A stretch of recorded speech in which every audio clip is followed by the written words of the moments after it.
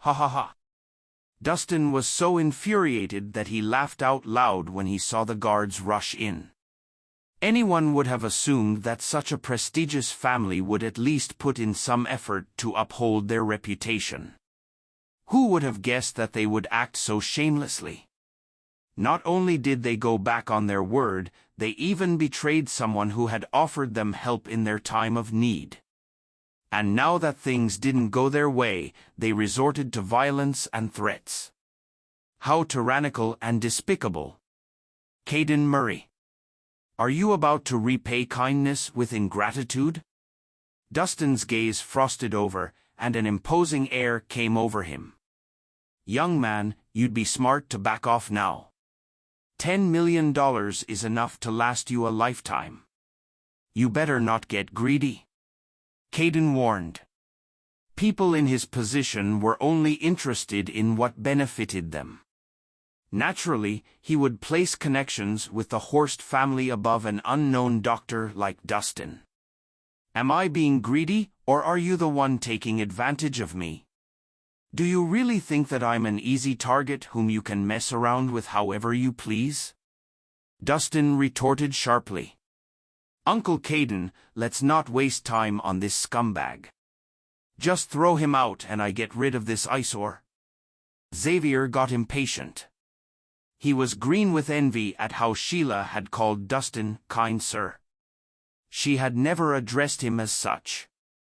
I'll give you one last chance, lad. Take this money and leave, and I'll pretend that nothing has ever happened today. Caden gave his ultimatum. And I'm giving you your last chance too. Give me the gozeraberry, or you'll be sorry. Dustin threatened authoritatively. You're really making things hard for everyone, aren't you? Finally, Caden could hold it in no longer. He exchanged a look with Xavier. Throw him out. Do whatever you like. Just make sure that he doesn't die. No problem. Tie him up and throw him out. Break his legs if he resists. Xavier sneered as he waved the guards over. Yes, sir. The guards rushed up at his command. Insolent bastards. Dustin seethed. He met the guards head-on. With just a few simple swings of his arm, he delivered slap after slap to the guards' faces. They cried out as they were sent sprawling across the lounge. None of them was a match for Dustin. Caden and Xavier were surprised at what they saw. They had not expected that a mere doctor like him would be so skilled in combat techniques. So it turns out that he's a practitioner of the martial arts. No wonder he has the guts to behave so pompously. Xavier scoffed as he slowly took off his coat. It's been a long time since I've loosened up. Well, let's have some fun today, shall we? With that, Xavier got ready to attack. Hold it right there. Lily, Sheila, and a few other people burst in hastily. Caden, what's going on?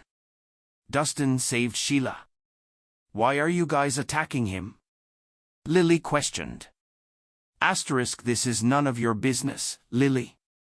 Bring Sheila back to her room to get some rest. Caden frowned. He had brought Dustin to the lounge because he didn't want his wife and daughter to see what they were doing. But in the end, they still caught wind of things and came over. Is this because of the gozeraberry, Caden? We made Dustin a promise. Why are you backing out on your words? If word got out, how do you think it's going to affect our reputation? Lily got the picture the instant she saw the red box. What would a woman know? Get out. Caden was ashamed, but he lashed out at Lily with his frustration. Dad. You've always told me to be an honest person, but what are you doing now? Sheila took a step forward and demanded, Dustin just saved my life, but not only are you not grateful towards him, but you've also resorted to using violence against him. Since when were you so unreasonable? Caden's expression changed when he heard her words. He couldn't care less about what others thought about him, but he couldn't disregard how his daughter saw him. He had always kept his dirty deeds hidden from his daughter. It was unfortunate that he was caught red-handed today. Sheila, Uncle Caden had nothing to do with this. I was the one who wanted the gozeraberry. Xavier stood up to take the blame. I'm just one step away from advancing my skills to the next level, and a gozeraberry is exactly what will give me the extra push to help me progress. That's why I shamelessly requested it from Uncle Caden. Even so, you should not have resorted to violence. Sheila scowled. Sheila, you don't understand. I had planned to buy the gozeraberry from him for $10 million, but not only did this fella here reject my proposal, he even insulted me. I really couldn't take it. Xavier argued indignantly. I don't care. Since you've agreed to give Dustin the gozeraberry, then you can't just back out at the 11th hour. Sheila reached out, snatched the box from Xavier's hands, and passed it to Dustin. You. At a loss, Xavier could only look to Caden helplessly. Caden looked none too pleased, but in the end, he only shook his head. He had an image to keep in front of his daughter, so they could only let it slide. Dustin, I'm really sorry that you were startled. My father wasn't in the right state of mind for a while back. There. I apologize on his behalf for offending you. I hope you'll find it in you to forgive him. Sheila said apologetically.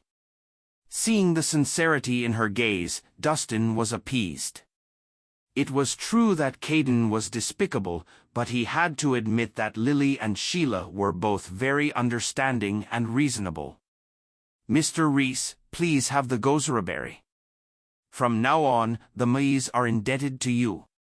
Lily said. Please do not feel indebted to me. All I ask is that Mr. Murray would not take revenge on me, Dustin remarked lightly. No, he won't. My father's not like that. Sheila shook her hand and turned to look at Caden, throwing him a threatening glance. Caden had no other choice but to nod. What happened today was just a misunderstanding, please don't take offense. If that is the case, thank you. I have other arrangements made, so I'll be taking my leave now. Dustin turned to leave. Dustin, will we meet again? Sheila suddenly asked. We'll leave that to fate. Dustin walked out the door with a wave. Before he got out the door, he heard a low voice by his ear saying, You're lucky Sheila came in the nick of time, you scoundrel. She just saved your sorry ass. You're the one who lucked out that Sheila came when she did. Otherwise, you'd be a dead man by now. Dustin left with a scoff.